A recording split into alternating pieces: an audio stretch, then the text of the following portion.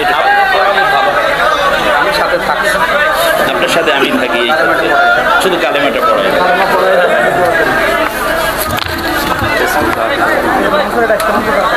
লা ইলাহা ইল্লাল্লাহু মুহাম্মাদুর রাসূলুল্লাহ। আল্লাহ তাআলা ব্যতীত আর কোনো মাবুদ নেই, উপাস্য নেই মুহাম্মদ সাল্লাল্লাহু আলাইহি ওয়াসাল্লাম আল্লাহ তাআলার রাসূল। আশহাদু আল্লা ইলাহা, একটু দেখি হাতের আঙ্গুলটা উঁচু করেন, সবাই হাত উঁচু করেন এভাবে। আশহাদু আল্লা ইলাহা ইল্লাল্লাহু ওয়া আশহাদু আন্না মুহাম্মাদান আবদুহু ওয়া রাসূলুহু। আমি সাক্ষ্য দিচ্ছি আল্লাহ তাআলা ব্যতীত কোনো মাবুদ নেই, কোনো উপাস্য নেই। আমি আরো সাক্ষ্য দিচ্ছি হযরত মুহাম্মদ সাল্লাল্লাহু আলাইহি ওয়াসাল্লাম তার বান্দা এবং প্রেরিত রাসূল। মাশাআল্লাহ, আলহামদুলিল্লাহ। সম্মানিত, আমি একটু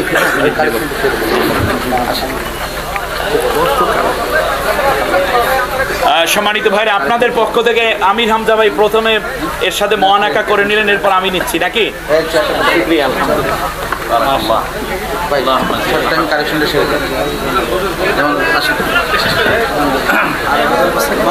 সম্মানিত ভাইরা, আমি 5 মিনিট আপনাদেরকে একটু কষ্ট দেব।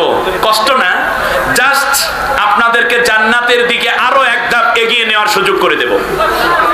কারণ আল্লাহ তাআলা বলছেন, ফায়াকুলা রাব্বি লাউলা আখখারতানি ইলা আজালিন করিব ফাআসাদদাকা ওয়া আকুম মিনাস সলিহিন।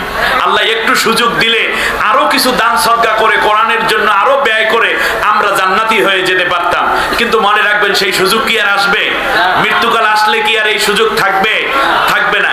আজকের এই বিশাল প্যান্ডেল আমাদের নুরুজ্জামান মনসু ভাইয়ের নেতৃত্বে 200 আল্লাহর কোরআনের সাথীকে নিয়ে তিনি এই প্যান্ডেল সাজিয়েছেন। লক্ষ লক্ষ টাকা খরচ। এবং এই বছরে তিনি গত বছর এবং এবছর, সামনের বছর ইনশাআল্লাহ এর চেয়ে অনেক বড় হবে, ঠিক কিনা বলেন? এবং আমার পরামর্শ হলো, যেহেতু আমার ভাই এখানে রয়েছেন, এখানে অনেক ধনীরা আছেন, চট্টগ্রামের ভাইয়েরা তাদের কলিজা দিয়ে ইসলামকে ভালোবাসে, ঠিক কিনা বলেন? আমি বাংলাদেশের কোন জায়গায় এত উর্বর জমিন পাই না ইসলামের জন্য। সুতরাং আমি মনে করি আজকের এই মাহফিল শুধু একদিন না। আমাদের মনসু ভাই কোথায়? এই যে মনসু ভাই একটা হীরার টুকরা, একদিকে অধ্যাপক, অপর দিকে মাওলানা, অপর দিকে অনার্স মাস্টার্স, এরপরে মসজিদের খতিব, এরপর বক্তা, এরপর উপজেলা ভাইস চেয়ারম্যান। আগামী দিনগুলোতে তিনি আরো বড় দায়িত্ব পালন করবেন এই জাতির জন্য, বলেন ইনশাআল্লাহ। আমরা নেককারদের সাথে থাকবো, আমাদের ইসলামের সাথে সম্পর্ক নাই, তাদের সাথে আমাদের কোনো সম্পর্ক নাই। সম্মানিত ভাইরা, এই বিশাল মাহফিল করতে গিয়ে তারা ঋণী হয়ে যাচ্ছে। আমরা কি এই কোরআনের কাজ করতে গিয়ে তাদের পেরেশান হোক, টেনশন হোক, মাইকালা ফোন হোক, স্যার টাকাটা তো দিলেন না, হুজুর মাহফিল তো ভালো করাইছেন কিন্তু আমাদের ইলেকট্রিসিটির বিলটা দিলেন না, আমরা স্টেজ করছি শামিয়ানার টাকাটা কেন দিলেন না, এই কথা কি শুনতে ভালো লাগবে? লোকগুলো টেনশন, মাজলুম আলিমুদ্দিন কয়দিন আগে জেল থেকে বের হয়ে আসছে। সম্মানিত ভাইরা, আমরা সবাই মিলে যদি এই বোঝাটাকে হালকা করে দেই, একটু একটু করে ভাগ ভাগ করে, তাহলে আমাদের কিছুই হয়তো কমবে না, কিন্তু আল্লাহর কোরআন সফলভাবে সম্পন্ন হবে, ঠিক কিনা বলেন? বিদেশে প্রবাসী ভাইয়েরা আছেন এবং আজকে একজন নওমুসলিম, এরও তো আমি হিসাব করে দেখেছি, একে আমি কোন নওমুসলিমকে ছেড়ে দেই না। অর্থাৎ এদের 3টা মৌলিক কাজ থাকে।